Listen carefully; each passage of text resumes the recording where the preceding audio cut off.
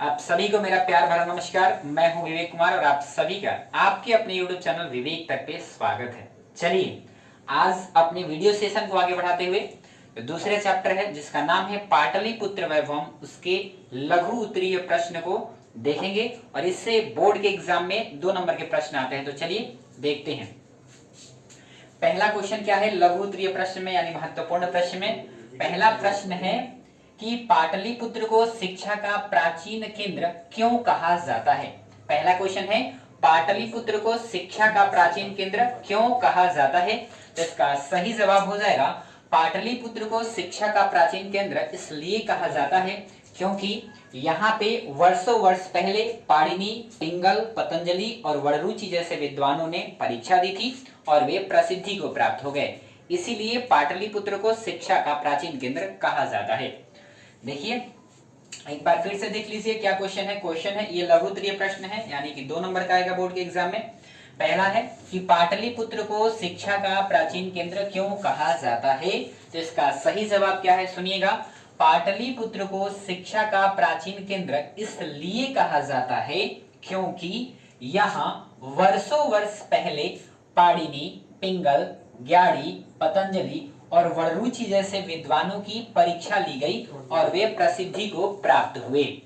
और इस तरीके से पहला जो क्वेश्चन है इसको हम क्या कर लिए, पहले क्वेश्चन को हम लोग डिस्कस कर लिए। और चलिए इसका जो सेकंड क्वेश्चन है उसको देखते हैं। सेकंड क्वेश्चन क्या है।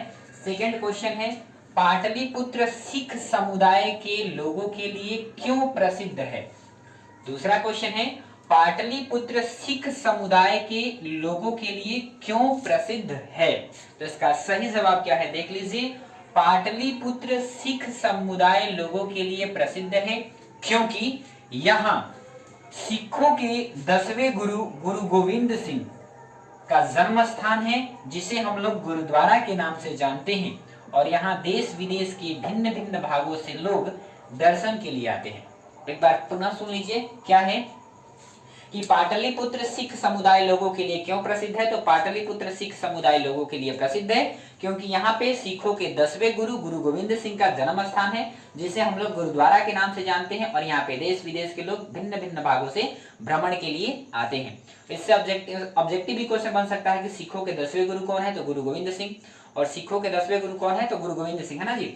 और गुरु गोविंद सिंह के जन्म स्थान को किसके नाम से जाना जाता है। तो गुरुद्वारा के नाम से जाना जाता है। इस चीज को थोड़ा सा ध्यान में हम लोग रखेंगे। अब देखिए ये केवल हम ये 2 महत्वपूर्ण प्रश्न लिखवाए हैं जो कि प्रीवियस ईयर क्वेश्चन है, लेकिन बनने को 1-2 और क्वेश्चन इसमें से बन सकते हैं। जैसे कि पटना में कौन कौन से जगह भ्रमण के लिए है। तो आप इस चैप्टर को हम बढ़िया से पढ़ा है, आप बार बार वीडियो को देखिएगा और हम वीडियो सेशन को कंटिन्यू करेंगे। और आपके बोर्ड के एग्जाम से पहले हम पूरे चैप्टर को कंप्लीट करेंगे, वस्तुनिष्ठ प्रश्न को भी और लघु उत्तरीय प्रश्न को भी। आप सभी का बहुत बहुत धन्यवाद। मिलते हैं अगली वीडियो में।